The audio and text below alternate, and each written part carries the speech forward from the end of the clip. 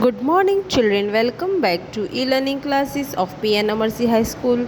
Hope you all are safe. So, children, let's begin our new poem number 5, The School Boy. Do you hate going to school? If yes, then I'm sure today's session is going to interest you.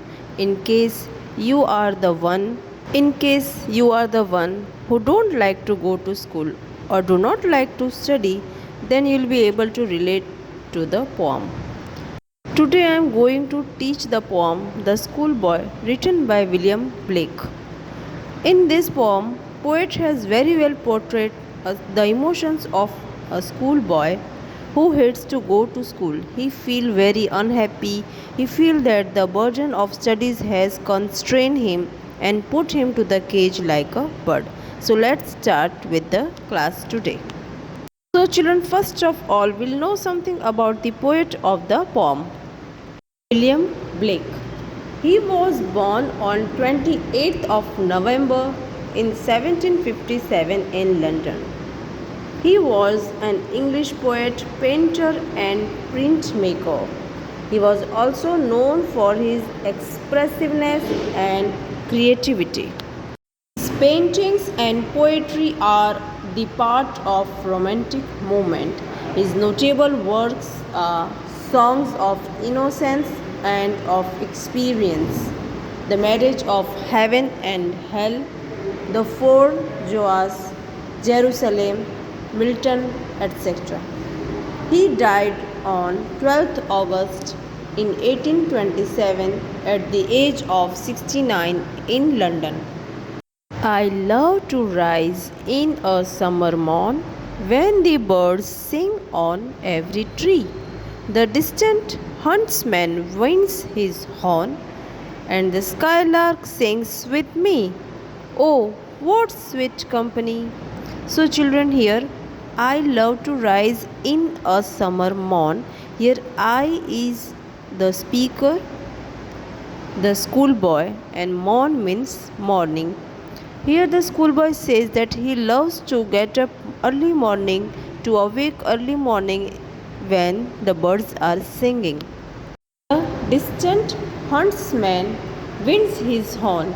Children, here distant means far and huntsman means hunter. So here the speaker says that he can hear a hunter is playing or blowing his horn from far or distance. And the skylark sings with me. Here skylark is a type of bird who is singing with him. Oh, what sweet company! Means here the speaker is enjoying the company of the birds singing on every tree, hunter who is blowing his horn, and skylark which are singing with him. But to go to school in a summer morn, oh, it drives all joy away. Under a cruel eye outworn, the little ones spend the day in sighing and dismay. Now here the speaker is very sad as such beautiful morning, but he has to go to school, so this make him unhappy and drives all his joy away. Under a cruel eye outworn. Now children, outworn means tired, and under a cruel eye means it refers to under strict supervision of teachers. Children, here speaker says that when he is in the school, he is constantly in strict supervision, thus from which he is utterly tired. And the little ones are mean all small children, they have to spend their day in the sighing and dismay. Dismay means sadness. Here small children are tired of going to school and they are sad. Then at times I drooping sit and spend many an anxious hour, nor in my book can I take delight, nor sit in learning bower, worn through with the dreary shower. Then at times I drooping sit. Children, drooping sit means sit bent due to tiredness and boredom and spend many an anxious hour. Anxious means nervous. So here children, this speaker says that he has to spend the time sitting in the boredom He is tired of all this and he is spending many hours nervously with anxiety inside him. In my book can I take delight? Delight means happiness. Nor sit in learning bars. Learning bars, this is a phrase, it means a garden where he can be taught in an interesting way by nature and not by a teacher. Speaker adds that he cannot take any interest in his book. He is not happy, he has no interest looking in the books, and nor he can sit outside with the nature. Worn through with the dreary shower. Worn means tired. Dreary means boring.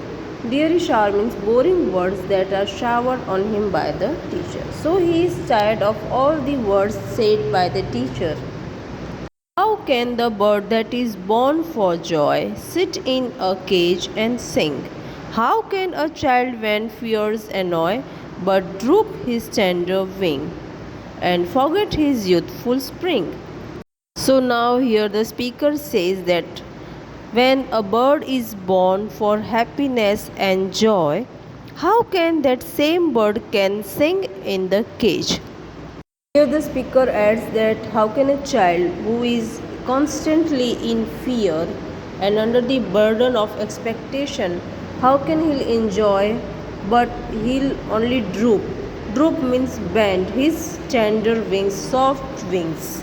Going to forget all his youthfulness and his spring, his happiness. Here is the comparison between a caged bird and the schoolboy.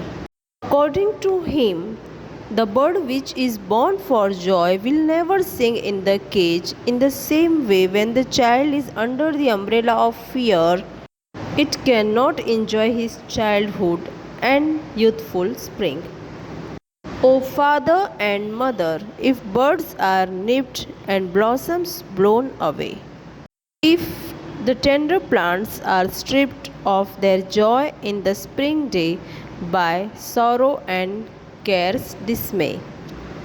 So here the speaker is asking his parents that what if the birds are nipped? Nipped means cut from their plants and the blossom is blown away. Blossom means flowers are nowhere. And what if the tender plants are stripped means deprived of? How are they going to feel happy? The last two lines. How shall the summer arise in joy or the summer fruits appear? So in last two lines the poet says that without bird and fruits summer won't come joyfully. There will be no fruits in any tree or plant. So in the last stanza there is a comparison between the damaged plant and the schoolboy. When all the joy from the plant has taken away by plucking the birds or plucking the flowers, how the plant possibly grow joyfully? Here is the same situation of the schoolboy. If all his happiness and his freedom is taken away from him, he won't be happy. The speaker feels that he cannot enjoy his freedom and youthfulness in such a pressure of expectations and burden on him. So children, we complete the poem here. Hope you all understood very well. Children, read the poem and learn it by heart. I'll send you the PDF as soon as possible. Till then, stay safe. Thank you and have a nice day.